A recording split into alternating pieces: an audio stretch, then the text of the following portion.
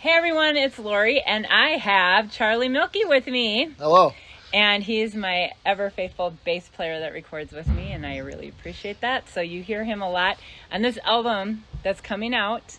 We don't know exactly when, but it will be available on my website this month. Okay. I am going to make it in its entirety so you can download it from my website and purchase it. Oh, that's fantastic. And then I'll stream it at another point. But we are going to release 4 singles to streaming over the next 2 months. So it's very exciting. Yeah.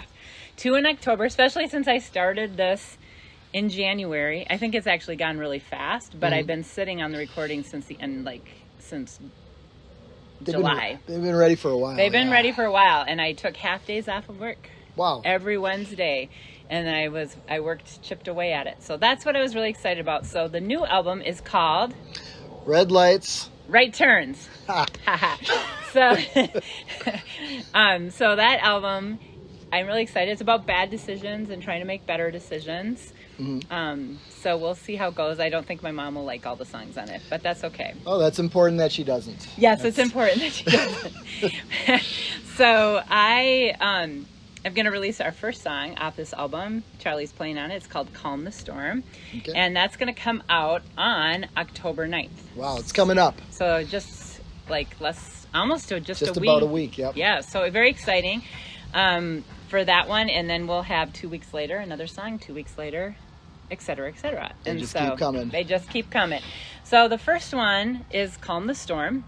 And it was the first song that we recorded and back in January, so it feels like a super long time ago, and I had a lot of fun with this one. We had Daryl Bullock, and he is the owner of Wild Horse Recording, where we recorded it. Yes, and it's right here in Stillwater. Yes. And so this feels like when Hensley always says, "Where's Lori from?" Yeah. Who knows? And it's always Does anybody know? Yes. And so we recorded at his studio. He does the mixing and the mastering and the recording engineering, all that stuff. But he also plays drums. And so he pretty much exclusively does the drums for me on my recordings. Right. And so that's super fun. So what we do is I come in with a scratch track that has, honestly though, the other thing, it has me doing an instrument and has me doing vocals, but it also has some kind of drum loop. Okay. To help with the timing, because we do everything to a click track, right? That makes sense, yep. So we put this fake, kind of repetitive. Yeah, just kind of a static beat. Yeah, but it adds the little in-between stuff that you don't get with click, click, click. Yeah, so a little more dynamic. A little bit more dynamic, and it gives a feeling for the song, because then I say, this is kind of what I want. So I do that. So it has him on the drums, and it has Charlie on the bass, and then I do everything else. So it was really fun. Huh. I mean, Daryl has a ton of toys for me to play with. Oh, so many things. What are some things that you played on this one? So from his studio, I played the Wurlitzer, which is, I think, a 60s kind of keyboard. Something 60s around keyboard. Yeah, I think it's somewhere around in there. And same with the Rhodes. And the Rhodes you would hear, I think, a lot on I think Stevie Wonder played the Rhodes, didn't he? Yes. You had a Rhodes in there? Yeah, a lot of gospel style music has the Rhodes. Yeah. Beautiful sounds. And then we had the Gretsch and the acoustic guitar. So my Gretsch is a semi-hollow that Charlie showed me a picture of, or posted a picture of for at Vig's. Yep. And then he sent me a video of Javier playing it, and I was like, "Don't let him buy it, because I want it. I want it." Yeah. And so I raced down there that day, and I bought this Gretsch semi-hollow, and it's all glitter, and as you can, that goes with my theme of glitter that I really like. Very glittery, very sparkly. Yes. Very exciting. And so I've gotten some offers to buy it. Incredible. But I don't want to sell it. How could you?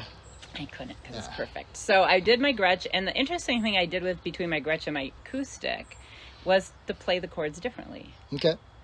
And so on the Gretsch, I used the A form, and I played up and down the fretboard. Okay. To make the same chords as I would as if I was playing cowboy chords, which are just your standard chords. And so, which I did on my acoustic. So that created a different sound. It's a great trick in the recording studio that when you have multiple guitars is to have them do different chord shapes and different spots in the neck. It makes a bigger sound. Really can, and then you can play around with how you pan them, with stereo width, a number of things you can do with that to really make a nice big sound.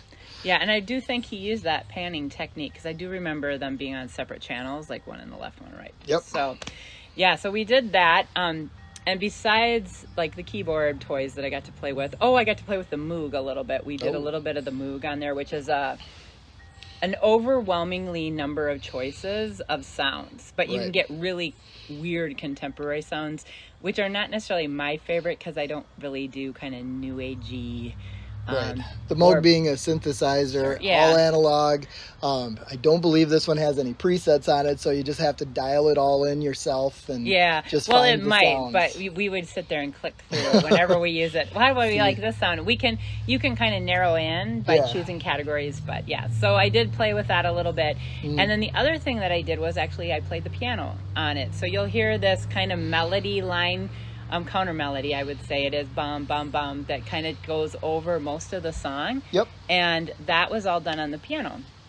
And Very just cool. one-handed, kind of simple.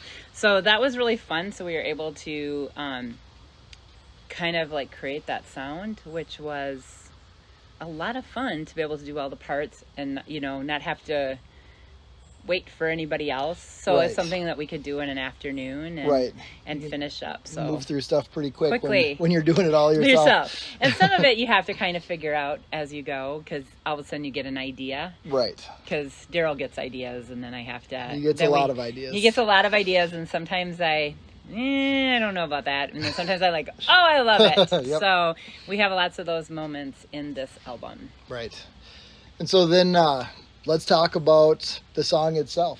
The story behind the song. Is this, you talking about you? Is this you talking about the general you or the royal you, for example? What tell us the story. So my writing style is very much, I write a story and it's kind of pulled out of the air somewhat. I was an English major, so, creative writing was part of that world. So I tend to write with the idea that this is not necessarily about me, but I can identify with the feelings a lot of times. So not every sad breakup song has happened to me personally. Fortunately, that's a relief. But that's a relief because I write a lot of breakup songs and bad decision songs. But so not everyone is about me.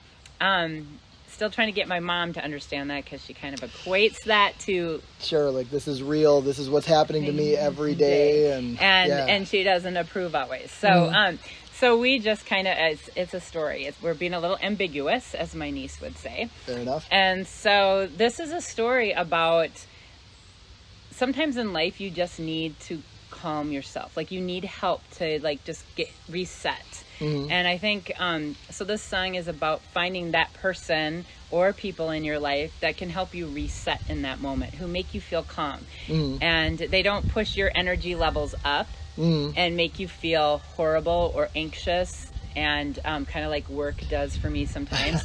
And so it is something that just kind of brings you down where you are just breathing and you can just think in that moment. And some people help you do that and create that environment for you. So that's what this song is.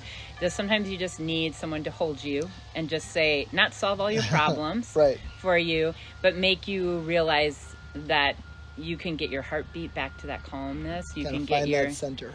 Yes, and when you do that, you realize you probably have the strength to do the next steps in life. So sometimes it just helps to have somebody center you. And sometimes it's your dog that will do that for you. Dogs are wonderful for that. So, or your cat. So, I mean, less so. Less so. Some people are not as much cat people. I haven't had a cat in a long time, but I had a lot of dogs, and they had a tendency to make me see myself a little bit more clearly. So that's what this song is about, and I can say that I've experienced these emotions. This isn't but I didn't have like a specific situation in mind.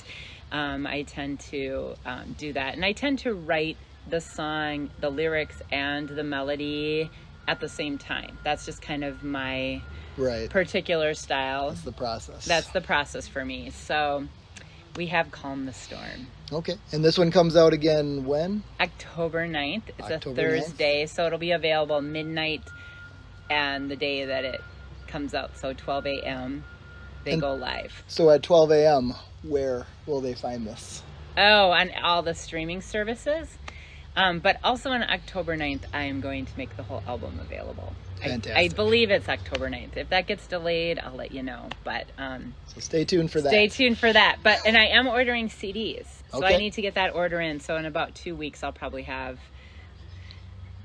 CDs. Some CDs for sale? Yes, and the CDs are going to have 2 bonus tracks on it. Wow. Bonus tracks. Yes. So I released 2 songs last year Mm-hmm. that both are Bad Decision songs. So I felt like they needed to be Let's Have Some Fun Yep. and Promises Unclaimed. And so I felt like they needed to be included on this. Should be part of the presentation. Yes, part of the presentation. And so there's enough room for them on a CD. So Fantastic. yeah. All right. Well, watch for that. Yes.